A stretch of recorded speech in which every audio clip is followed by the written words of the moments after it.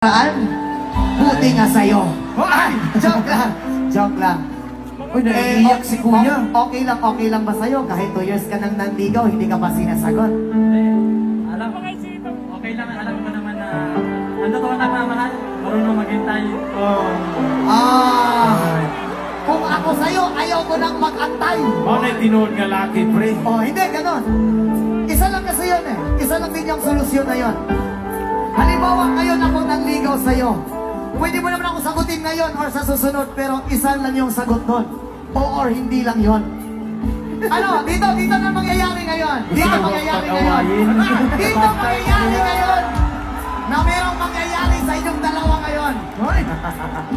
Ganito.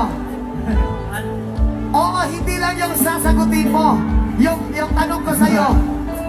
Yung sagot mo, oo, hindi lang. Sa kanya.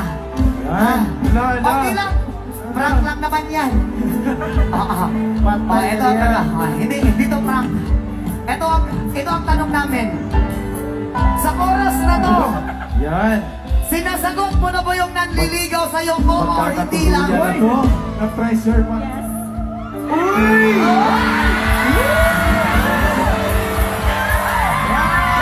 Congratulations po, sir. Kung hindi ako nakakarinig dito, hindi maging kayo. Success? Ba't mo pa Success ba? Ano success? Grabe yung success. Success siguro. Success! And congrats po sa'yo. So, anong date ngayon? 16? Hindi. Ano nga? 21. August 21. Ngayon, sa 2027 anniversary nyo na dalawa, ha? Wow. August 21. I-post Sana mo yan bukas, maghiwalay rin kayo! Ba't naman? Ang hirap nyo.